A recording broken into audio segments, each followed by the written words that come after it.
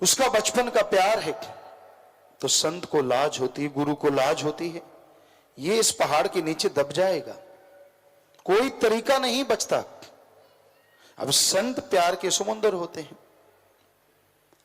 तो काल का कर्जा चुकाने के लिए संत अपने अंदर परिवर्तन लाके क्रोध करते हैं, ताकि यह लगे काल को कि देखो मैंने दयाल के नुमाइंदे संत को भी गुस्सा चढ़ा दिया, ताकि कुछ लोग उसे देख के दूर हों, कुछ लोग देख के शायद पता नहीं क्या अर्थ निकालें, लेकिन तो मालिक जानता है कि वो क्रोध सिर्फ इसलिए होता है कि सामने वाले के ऊपर मुसीबतों के पहाड़ की जगह एक राई बन के दुख कट जाते हैं और वो आदमी बच जाता है।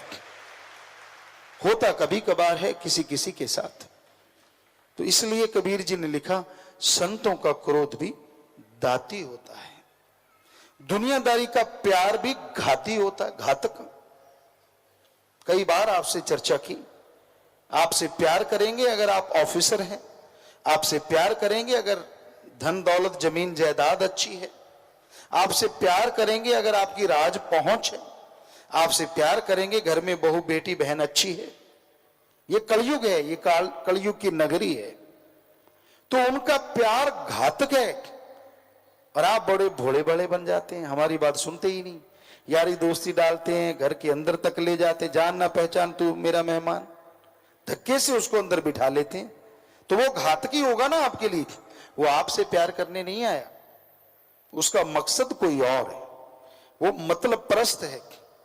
और आप भोले बड़े बन के बिसर जाते हो, यार मेरा दोस्त है, मेरा यार है, यार फलाना, बता कौन सा तू लंगोटिया यार है? नहीं, मालिक की चार अच्छी बातें सुना दी, अरे वो तो उल्लू बनाने आया, तुझे बुद्धू बनाने आया।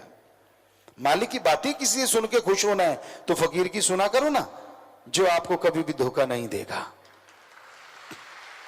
दुनियादारी के लोग छली कपटी हैं, कोई पता नहीं वो मालिक की बात सुना के आपसे क्या लूट के ले जाएं। हम आपको आगाह करते हैं और अब तो जोर शोर से करते हैं, क्योंकि ये कलयुग है, हर कोई बहुरूपिया बन के आपके पास आ सकता है। हमारी कोई बात सुना दी, साईं जी की सुना दी, परमपिता, आप तो कहो यार ये तो बहुत बड़ा भक्त है, और पता तब लगता है जब चूना लगा के निकल जाता है। क्यों भाई, हमने आपको कहा कि आप ऐसे किया करो? हमने तो कभी नहीं बोला। कोई बड़ा छड़ा भक्त नहीं होता, सब बकवास है। किसी को बोलना आ जाता है, कोई सीख लेता है सत्संग सुन सुन के और आपको प्रभावित कर लेता है। प्रभावित ही होना है तो अपने पीर फकीर से हो ना, जो दोनों जहाना का साथी है, कभी आपसे धोखा होने ही नहीं देता और आपको बार बार आगाह करता रहता, मत पड़ो इनके जंजाल में, मत पड़ो इनके चक्कर में, ये तो शातिर हैं, ये तो चालबाज। मर्जी आपकी है भाई, क्योंकि हर कोई मर्जी का मालिक। फकीर किसी के रस्सा बांध के तो बिठा नहीं सकते। जो मान गया बेड़ा पार है, ना माना तो कुछ नहीं। एक बार कबीर साहब जी की, रविदास जी की बात आपको सुनाते हैं। उन्होंने क्या किया, कबीर जी ने अपने संगी साथियों को लिया, वैश्या के कोठे पे चले गए। हाथ में शराब की बोतलें थी, लोग पीछे हटते गए, हटते गए, हटते गए, हटते गए। कबीर जी चले जा रहे हैं। बीर सिंह एक राजा था जो उन्हें बहुत मानता था। कबीर जी को देख के ही अपनी राज सिंहासन छोड़ देता था, उनको वहां बिठाता था, खुद साइड में बैठता था, कदमों में बैठता था, इतना प्यार।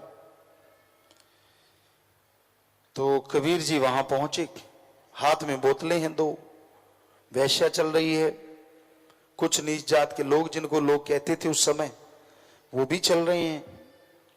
तो उसको लगा यार ये तो गड़बड़ हो गई। कहां वो राजा पहले खड़ा हो जाता था, राजा उस दिन उठा नहीं। कबीर जी समझ गए कि मन खा गया मरोड़ा। इतना दृढ़ यकीन किसका होता है? ऐसा नहीं कि होता नहीं, होता है।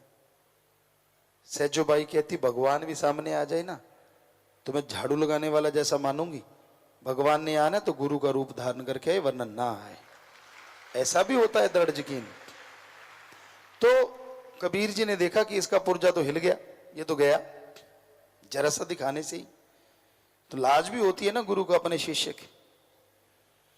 तो उन्होंने वो शराब की बोतलें ऐसे डालनी शुरू की, अपने सिर पे डाली, इधर उधर डाली, वो और गिरना मारने लगा। राजा यार ये क्या फकीर है, शराब की बोतलें डाल रहा है।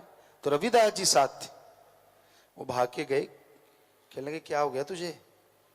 कहने लगे यार गुरु जी ये क्या? कहता सुन, फलां जगह मंदिरों में आग लगी हुई है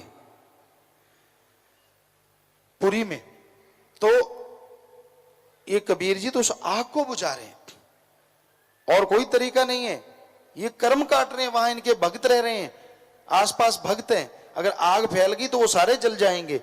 तो इसलिए ये सारा स्वांग रचना पड़ा ताकि काल का सारा ध्यान इस पे हो जाए, ताकि सारे मुरीद टूट जाएं और उधर से कबीर जी अपना काम कर दें। ऐसा ही होता है, फकीर क्रोध करता है, आसपास वाले को लगता अच्छा यार हमें तो कहते क्रोध ना करो और आप इतना, बस होगी छुट्टी। वरना फकीरों को क्रोध से क्या दाल लेनी है, क्रोध तो उनके पांव तले कुचला रहता है हमेशा। तो फकीर वो राजा को आया यार नहीं, क्योंकि गड़बड़ हो जाती तो फिर पूरी हो जाती। टाइम नोट किया, ये टाइम है नोट करो, घुड़सवार को दौड़ाया कि पूरी स्पीड से जा, स्केच बनाया उसका कबीर जी का कि ये लेके जाओ फोटो साथ। वो घुड़सवार 3-4 दौड़े, पता करने गए, पता किया क्या इस टाइम पे यहां आग लगी थी? कहते हाँ जी बड़ी भयानक आग लगी थी। कहते फिर बुझाया किसने? कहते एक बंदा था, पता नहीं कौन था, उन्होंने फोटो दिखाई, ये तो नहीं था कबीर जी की।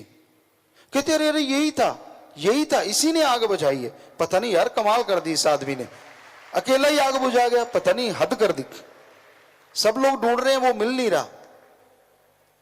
जब उन्होंने जाके उसको बताया वीर सिंह को, तो सारा हिल गया वो। ओ मन जालिम, क्या करवा दिया था तूने, कहा मेरा गुरु भगवान, और हे नीच मन तूने क्या बना डाला। पांव में गिरा, माफी मांगी कि मेरे से गलती हुई, मैं समझ नहीं पाया आपके प्यार को, मोहब्बत को। कबीर जी ने आशीर्वाद दिया और चुपचाप चले गए।